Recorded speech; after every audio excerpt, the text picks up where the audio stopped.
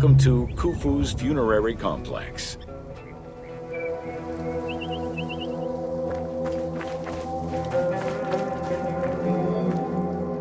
The Valley Temple was the first architectural component encountered when one entered the funerary complex.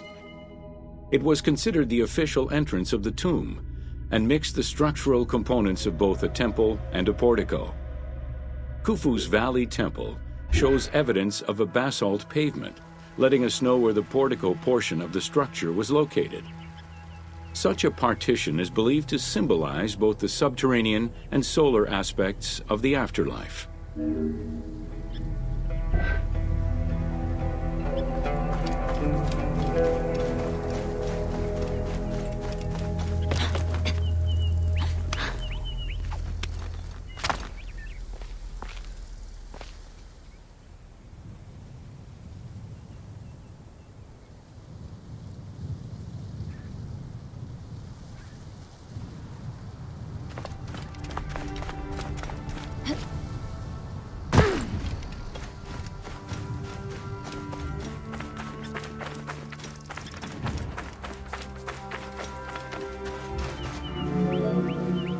Khufu's causeway ran from the floodplain up to the plateau, linking together the Valley Temple and the Mortuary Temple. A traditional causeway presented itself as a paved path, enclosed by walls and often roofed.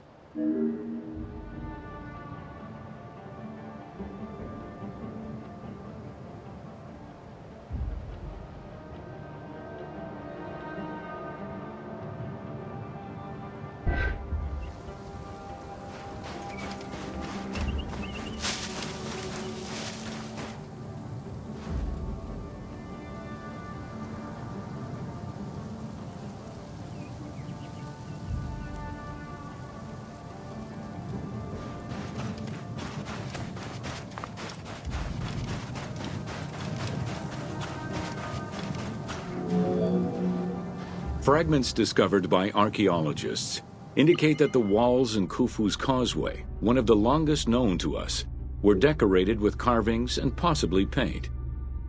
Depictions show a great variety of themes: stars on the ceiling, accompanied by scenes of battles on the walls.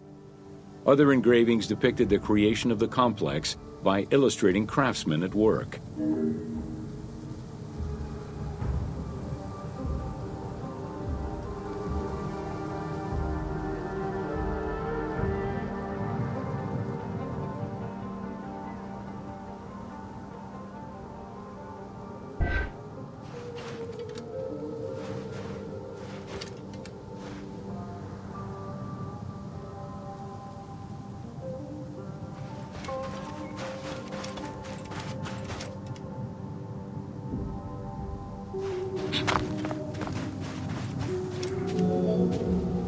The most impressive private cemeteries of Giza are located east and west of Khufu's pyramid.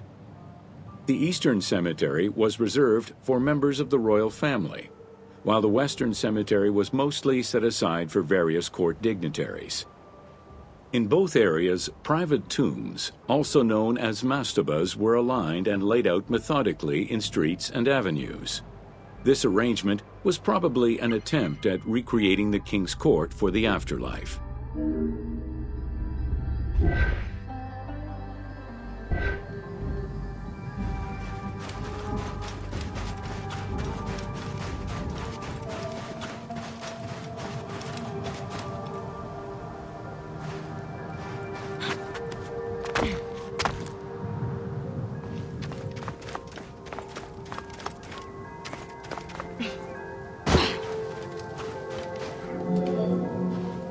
To the east of Khufu's pyramid reside three smaller constructions, the three Queen's Pyramids. A sloping passage led from the ground surface to a burial chamber, cut out of the bedrock and lined with masonry. If it seems quite certain that these monuments were intended for queen's burials, the identity of the original occupants is hard to assess.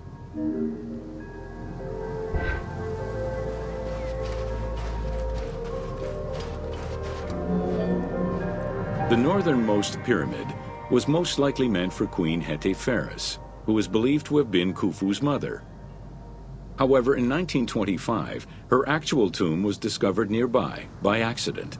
It was hidden at the bottom of a deep masonry pit in an underground chamber.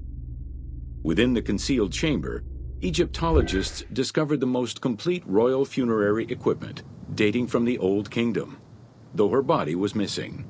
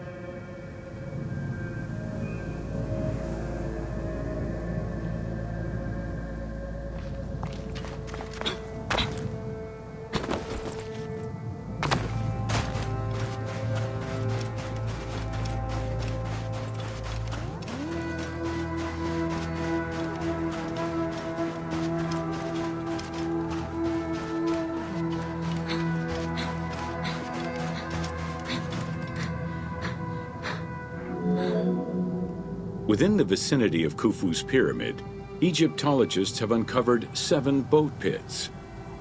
The exact function of such boat-shaped pits remains unconfirmed, though one can easily conjecture that it was symbolic in nature.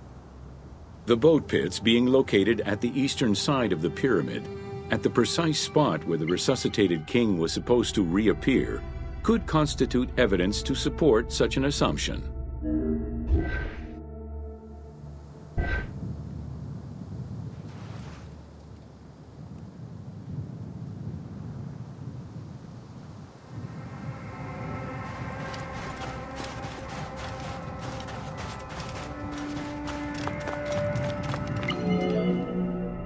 The 2 southern boat pits, each covered by a roof of huge limestone slabs, were discovered in 1954 by Kamal al-Malak, an Egyptian Egyptologist.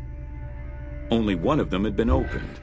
1,224 boat parts made of cedar wood were retrieved one by one and patiently reassembled by the master restorer Ahmed Youssef. This process took 28 years.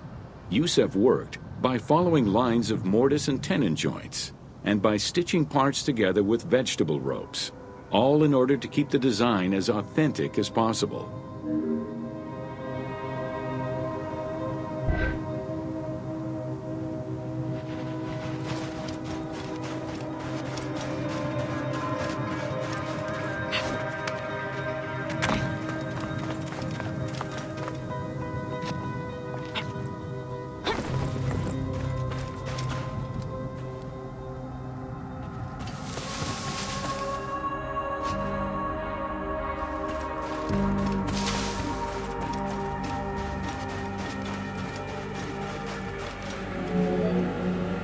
The Greek term pyramidion refers to the capstone of a pyramid or the tip of an obelisk.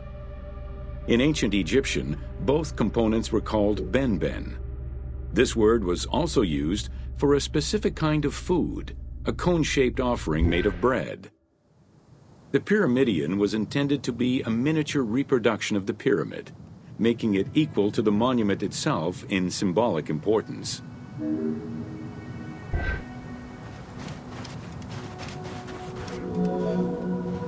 A few pyramidia have been retrieved from pyramidal complexes.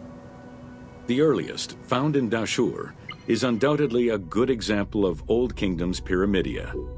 It is made of limestone and has no inscriptions. Some engraved pyramidia were recovered from private funerary chapels. Their inscriptions all related to the solar symbolism of the benben.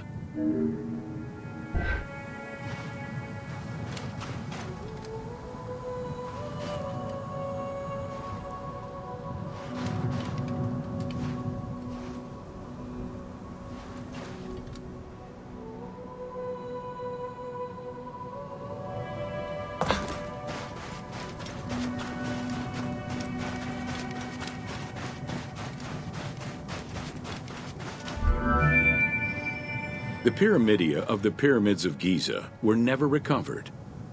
The reconstitution you see in the game is fictive, incorporating a golden pyramidion bearing inscriptions relevant to Khufu.